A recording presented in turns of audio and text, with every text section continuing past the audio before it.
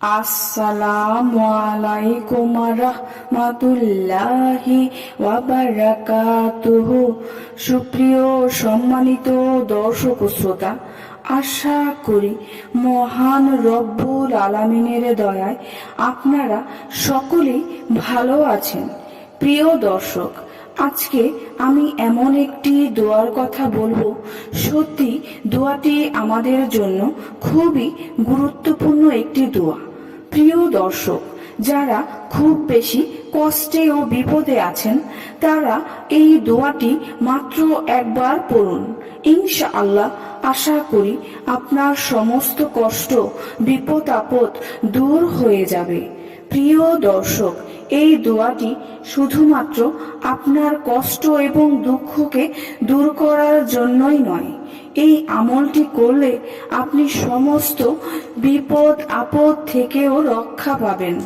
প্রিয় দর্শক, আপনারা জানেন সমস্ত সমস্যার সমাধান দিতে পারে আল কোরআন। এমন কোনো সমস্যা নেই যে সমস্যার সমাধান কোরআন দেয়নি। সুবহান আল্লাহ।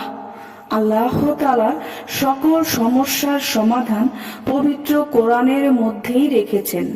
আমি আজকে যে দোয়াটির কথা বলবো সেটিও পবিত্র কোরআন থেকেই নেওয়া। আমলটি হচ্ছে কোরআনের একটি আয়াত, যে দোয়াটি আল্লাহর রাসূল সাল্লাল্লাহু আলাইহি ওয়াসাল্লাম নিজেও করেছেন। ভিডিওটি শুরু করার আগে একটি অনুরোধ করছি, ভিডিওটি অবশ্যই না টেনে শেষ পর্যন্ত দেখবেন।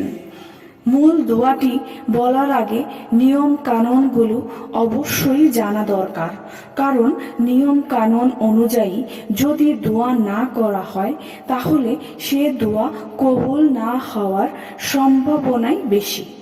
আর যদি নিয়ম কানুন অনুযায়ী দোয়া করা হয় তাহলে সে দোয়া আল্লাহ তাআলা খুব তাড়াতাড়ি কবুল করে নেন। আমাদের জানতে হবে কি প্রক্রিয়ায় দোয়া করলে সেটি দ্রুত কবুল হবে, তাই আমলের নিয়মটি আমাদের জানা প্রয়োজন। এই দোয়াটি প্রত্যেক দিন ফরজ নামাজের পর একবার করবেন, আর নামাজের পর যদি মনে না থাকে তাহলে অন্য কোনো ভালো সময় দোয়াটি করবেন। দোয়া কবুলের সবচেয়ে ভালো সময় হচ্ছে ফরজ নামাজের পরে। যদি কোনো ব্যক্তি নামাজের পর দোয়া করে তাহলে সে দোয়া আল্লাহ তাআলা অতি দ্রুত কবুল করে নেন। সেক্ষেত্রে প্রতিদিন 5 ওয়াক্ত নামাজের ফরজ নামাজের পর এই দোয়াটি করবেন। দোয়াটি পড়ার আগে 3 বার অথবা 5 বার দুরূদ শরীফ পড়ে নেবেন। দুরূদ শরীফটি হতে পারে দুরূদে ইব্রাহিম অথবা সবচেয়ে ছোট দুরূদ সাল্লাল্লাহু আলাইহি ওয়াসাল্লাম, কেননা এতটুকু পড়ার দ্বারাও দুরূদ আদায় হয়ে যায়। সুবহান আল্লাহ।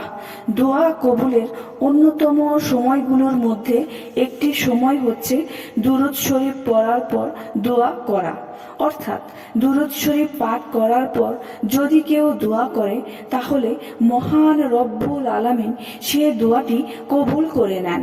সে দোয়াটি হলো রাব্বানা আতিনা ফিদ দুনিয়া হাসানা। এর অর্থ হলো, হে আমার প্রভু, হে আমার প্রতিপালক, আপনি আমাকে দুনিয়ার সমস্ত কল্যাণ দান করুন।